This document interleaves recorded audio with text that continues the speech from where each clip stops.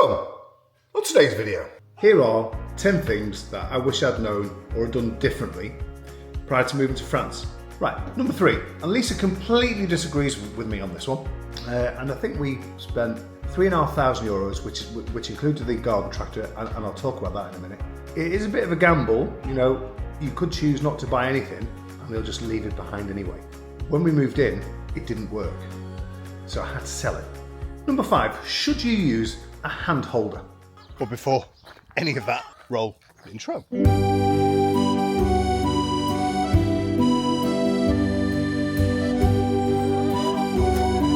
Bonjour les poules, ça va? D'accord. Ah mon Dieu, bon appétit!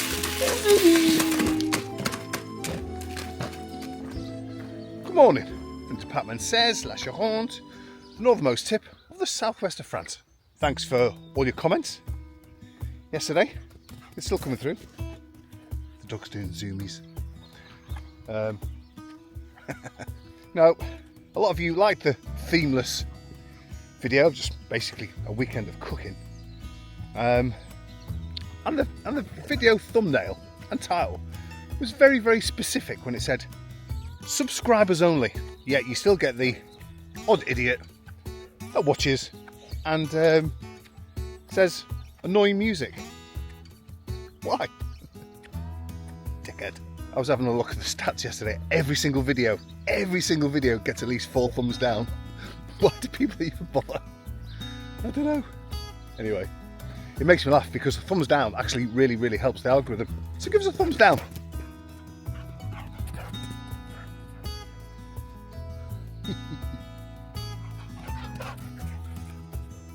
It's too fast for me.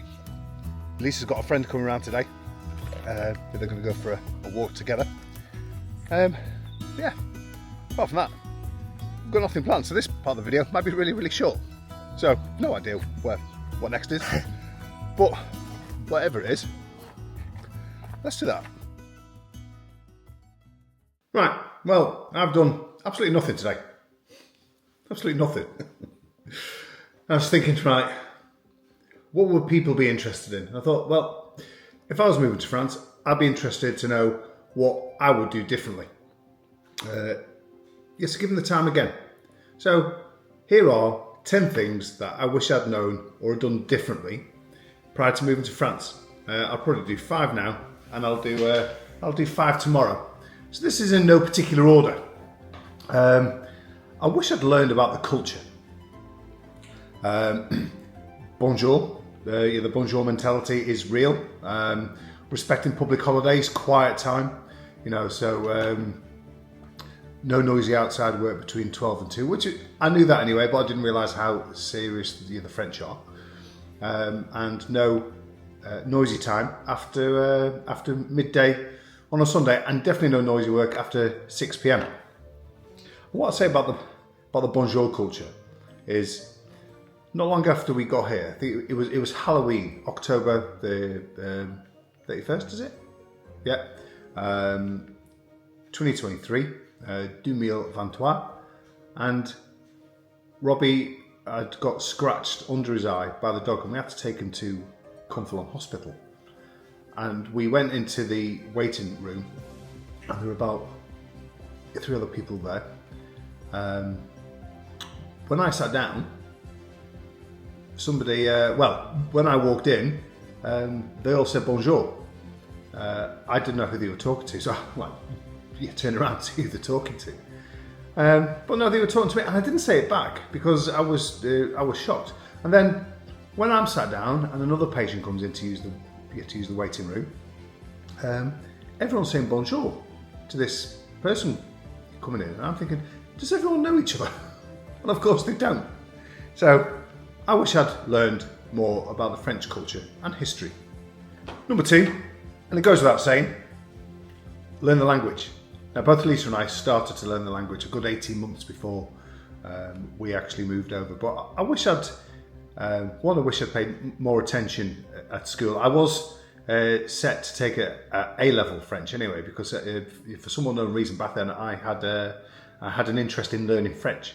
And so I did take it in years 4 and 5, but I got told I was going to get a decent result, stopped studying, rested on my laurels and failed it, so I couldn't take it at an advanced level.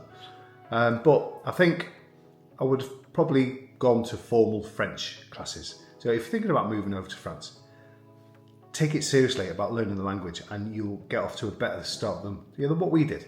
Right, number 3, and Lisa completely disagrees with me on this one. And it's buying a house from an expat. So which is what we did, and I know that Katie and Chris bought from from an English person. So buying a house from somebody who's either downsizing or even better, moving back to the UK, because they're not going to be wanting to be taking all their stuff with them. So there'll be conversations with the estate agent around what the stuff that you want to buy from the house.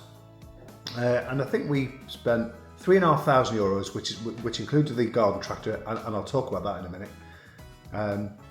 All in all, for the table, for the sofas, for some beds, some wardrobe and stuff like that. But then when we got here, a lot of the stuff that we didn't want was just left behind, like the strimmer. I didn't buy that, but that's just left behind. The chainsaw, I didn't buy that. That was just left behind. So, and the same thing happened to Kate and Chris. They had a deal with the person they were buying the house from, and a lot of the stuff was left behind as well, like a load of beds. So it is a bit of a gamble. You could choose not to buy anything, and they'll just leave it behind anyway. It is a gamble, but it may be one that pays off. Number 4 is the garden tractor. Now, I was determined on getting a garden tractor, and the owner of this house had one for sale. It was an orange Kubota, which is a decent garden tractor, better than a John Deere. And he wanted €2,000 for it. When we moved in, it didn't work, so I had to sell it. And the person I sold it to, Lee the lawnmower guy, he spent another €1,800 just on parts for it to make it work, and it's still not right.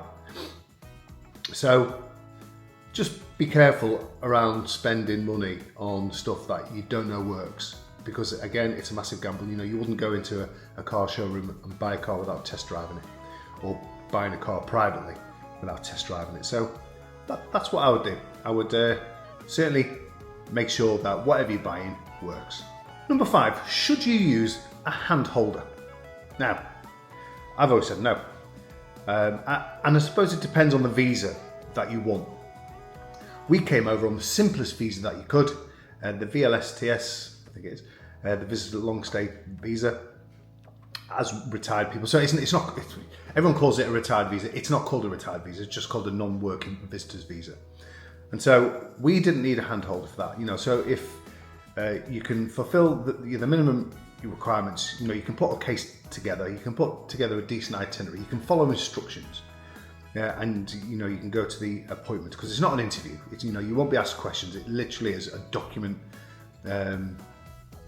service where they'll just take the documents off you, and then the documents will be sent somewhere else, and then that will be checked. So make sure that you've got a decent itinerary. Otherwise, all the French authorities have got is just a load of paperwork, and there's no backstory. So we provided a good cogent argument as to why we should settle in France. Why should France allow us to settle without us being a burden on their system? So make sure that you do a good itinerary. But I suppose if you're coming over on more complex visas, like I think it's micro entrepreneur and visas like that, then yeah, we know people that have used hand holders, and they've proven invaluable. And we're at the stage now where our carte vitale, we've approached one, and we've got an appointment within a couple of weeks just to get that sorted, because there's too much going on at the moment with the second year teacher séjour applications, and the carte vitale, and Angel needing urgent dental work. So we are using we will potentially be using a hand holder for her. Don't go away. It's not the end of the video. It's only 21 seconds out of your life, but it's a night time view of the shot. I'll see you tomorrow.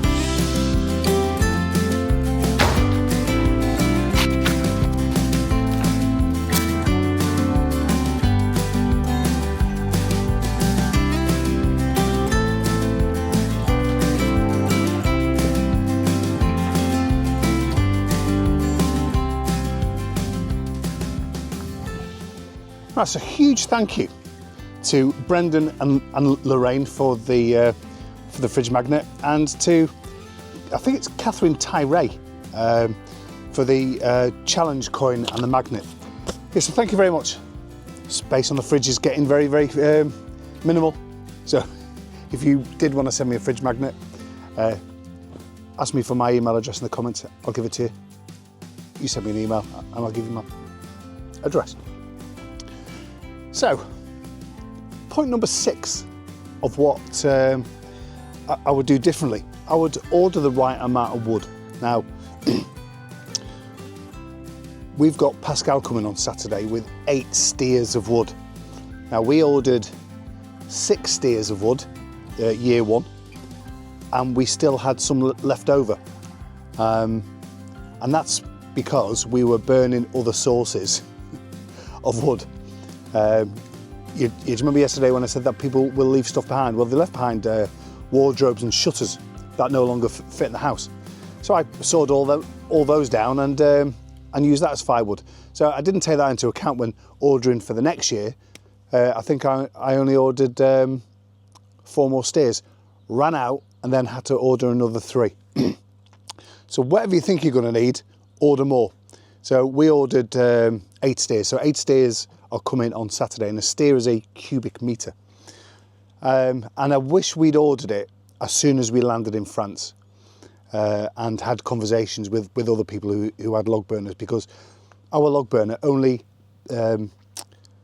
heats the front side of the house, so the lounge and the 2 bedrooms upstairs. We need, and we've got a kerosene heater and electric heaters to heat other parts of the house in the winter, and get an electric blanket.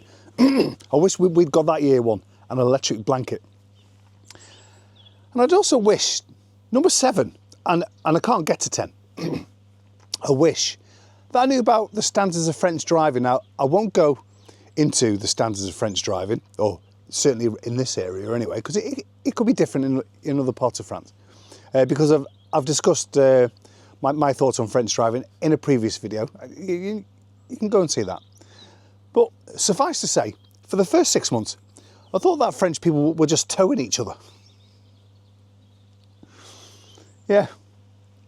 Anyway, hope you all had a great Tuesday, Wednesday. See you Friday. Laters.